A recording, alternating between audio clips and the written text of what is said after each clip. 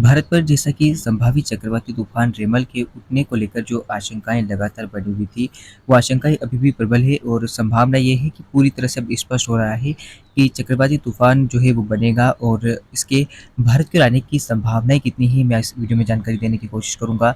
चूंकि बंगाल की खाड़ी में बनने वाले साल के पहले चक्रवाती तूफान के ट्रैक में फिर बदलाव आया है। अब दिशा बदल चुकी है। अब किस दिशा में चक्रवात के आगे बढ़ने की संभावना है, चले जाते हैं इस वीडियो में।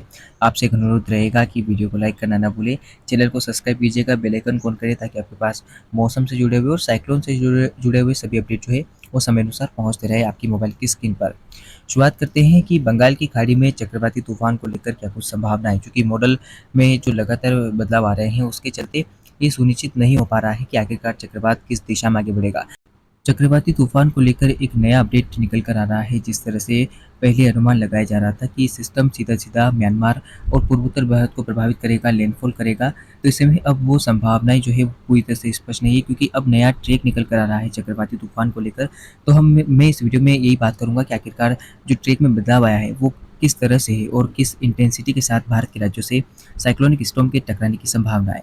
फिलहाल हम जानते हैं कि किस तरह का माहौल रह सकता है आगामी समय में, क्या कंडीशन होगी जब चक्रवाती तूफान बंगाल की खाड़ी पर बनेगा। आज 23 मई को एक निम्न दबाव का क्षेत्र बंगाल की खाड़ी के ऊपर बन गया है। आप स्क्रीन के सामने मॉडल में देख सकते हैं कि मॉडल जो दिखा रहे हैं उसके अनुसार एक निम्न दबाव का क्षेत्र बन गया है और ये सिस्टम इंटेंसिफाई होता हुआ आगे बढ़ेगा, डीप डिप्रेशन फिर एक साइक्लोनिक स्टॉर्म में तब्दील होगा और ये एक भीषण चक्रवाती तूफान बन सकता है। इसको लेकर अब संभावनाएं पूरी तरह से स्पष्ट हो रही है और इसके अंदर की हवा की मैं भी बात करूंगा, क्योंकि हवाएं काफ़ी ज़्यादा मैटर करती है कि साइक्लोन किस तरह का रूप ले सकता है। फिलहाल बात करते हैं कि किस दिशा में आगे बढ़ेगा और किस तारीख से लेकर किस समय के बीच में, यानी कि कितना अंतराल इस चक्रवात के बनने को लेकर आपको देखने को मिल सकता है। तो आप स्क्रीन के सामने देख सकते हैं कि हिंद महासागर क्षेत्र और बंगाल की खाड़ी, अरब सागर, तमाम जगहों से काफ़ी ज़्यादा हवाएं पहुंचने लगेगी, जिससे ये सिस्टम तो इंटेंसिफाई होगा ही। इसके अलावा अरब सागर पर भी एक साइक्लोनिक सर्कुलेशन बना हुआ है और ये लगातार बारिश दे रहा है और ये भी थोड़ा बहुत इंटेंसिफाई हो रहा है। लेकिन हाँ, जब बंगाल की खाड़ी पर ये सिस्टम बनेगा तो वो सिस्टम कमज़ोर हो जाएगा और संभावना ये है कि जिस तरह से सिस्टम बन रहा है, ये सिस्टम इंटेंसिफाई तो होगा, लेकिन इस बीच अरब सागर पर भी एक कम दबाव का क्षेत्र बन जाएगा। हालांकि ये सिस्टम ज़्यादा इंटेंसिफाई रहेगा, तो ये साइक्लोन बनेगा तो ये सिस्टम कमज़ोर हो जाएगा। लेकिन फिलहाल मैं इस सिस्टम की बात करता हूँ, 24 मई तक ये सिस्टम जो है ये वेलमान लो प्रेशर एरिया बन जाएगा और संभावना ये है कि ये सिस्टम लगातार इंटेंसिफाई रहेगा और धीरे-धीरे ये सिस्टम पहले तो अपना रूप बदलेगा। संभावना ये है कि उत्तर-पश्चिम दिशा में आगे बढ़ेगा। लगातार पूर्वी दिशा में आगे बढ़ता हुआ पहले सिस्टम बढ़ेगा आगे और फिर पश्चिम दिशा में आगे बढ़ने की संभावना रहेगी। हवाओं की आप स्थिति देखिए किस तरह से म्यांमार के कोस्टल एरिया से लेकर ये हवाएँ जो है अब धीरे-धीरे उत्तर से पश्चिम की ओर लगातार बढ़ रही है और संभावना ये है कि सिस्टम भी इसी दिशा में आगे बढ़ता हुआ हमें नज़र आएगा और सिस्टम काफ़ी ज़्यादा इंटेंसिफाई भी रह सकता है। हालाँकि जिस तरह से ये कोस्टल एरियाज़ के पास से होकर आएगा, हालाँकि पहले ये संभावना नज़र आ रही थी, लेकिन अभी ये संभावना नज़र नहीं आ रही है।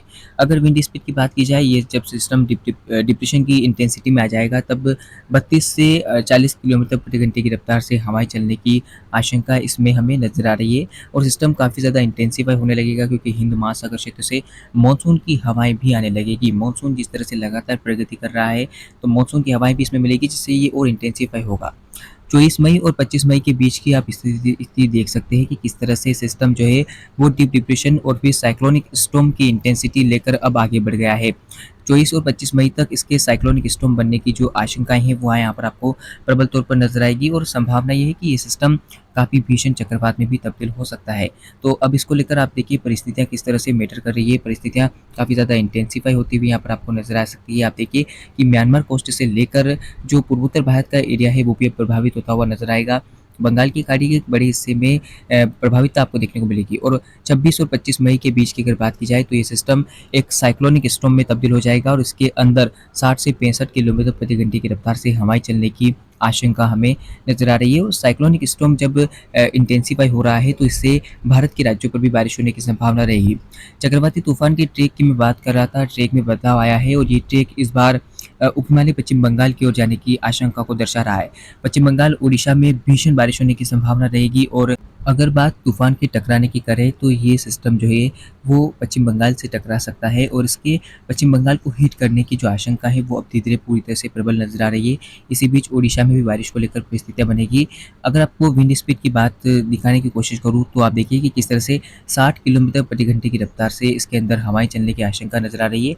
यानी कि पूर्वी दिशा की हवाएँ चलेगी तो उम्मीद ये है कि ये हवाएँ जो है वो 100 किलोमीटर प्रति घंटे की रफ़्तार से भी हो सकती है। तो इसमें एक साइक्लोनिक स्टॉर्म बनने की जो आशंकाएँ हैं वो पूरी तरह से प्रबल है। एक भीषण चक्रवाती तूफ़ान ये बन जाएगा और आप आगे देखिए कि किस तरह से ये 26 और 27 मई के बीच में आप देखिए कि पूरी तरह से एक भीषण चक्रवाती तूफ़ान का रूप ले लेगा और संभावना ये है कि इसके प्रभाव से कोलकाता में भीषण बारिश होने की संभावना है। चूँकि पश्चिम बंगाल के कोलकाता शहर में भारी बारिश और तूफ़ानी हवाएँ चलने की आशंका रहेगी, तो ऐसे में सावधान रहने की आपको आवश्यकता रहेगी। इसके अलावा आप स्क्रीन के सामने देख सकते हैं कि बालासोर और आसपास के इलाकों पर भी हवाओं का काफ़ी ज़्यादा प्रभाव रहेगा और साथ ही साथ इधर आप देखिए आसपास के तमाम इलाकों में भीषण व्यापक बारिश होने की संभावना है। जब कोस्ट पे ये सिस्टम पहुँचेगा तो कोस्टल एरियाज़ में काफ़ी भीषण बारिश होती हुई आपको नज़र आएगी, आंधी तूफ़ान से पेड़ उखड़ सकते हैं। उसके बाद चक्रवाती तूफ़ान के आगे बढ़ते हुए झारखंड पर जाने की संभावनाएँ, आशंकाएँ पूरी तरह से नज़र आ रही है। तो तैयार रहिए आप भारत के निवासियों के लिए यानी कि पूर्वी तटीय राज्यों के लिए, पूर्वोत्तर भारत के लिए चक्रवाती तूफ़ान का खतरा मंडरा रहा है और ये चक्रवात जल्द ही कोस्टल एरिया से लैंडफॉल करता हुआ आपको नज़र आएगा 25 और 26 मई के बीच में। फिलहाल साइक्लोनिक स्टॉर्म का ये वीडियो आपने जाना, ये बुलेटिन आपने देखा कि किस तरह से साइक्लोन बन सकता है। फिलहाल इस वीडियो में इतना ही, लगातार चैनल पर बने रहें, मैं आपको समय-समय पर अपडेट देता रहूँगा और भीषण गर्मी जिस तरह से उत्तर भारत के राज्यों पर पड़ रही है, तो आपसे एक निवेदन रहेगा कि आप कम ही घर से बाहर निकलें, लू के थपेड़े आपको लग सकते हैं, आपका स्वास्थ्य खराब हो सकता है। तो ऐसे में आपसे निवेदन रहेगा कि आप अति आवश्यक कार्य हो तो ही घर से निकलें, अन्यथा नहीं निकलें क्योंकि तापमान 50 डिग्री तक पहुँच रहे हैं। फिलहाल इस साइक्लोनिक स्टॉर्म के इस बुलेटिन में इतना ही, लगातार चैनल पर बने रहें। वीडियो को लाइक करना ना भूलें, चैनल को भी सब्सक्राइब कीजिएगा। धन्यवाद।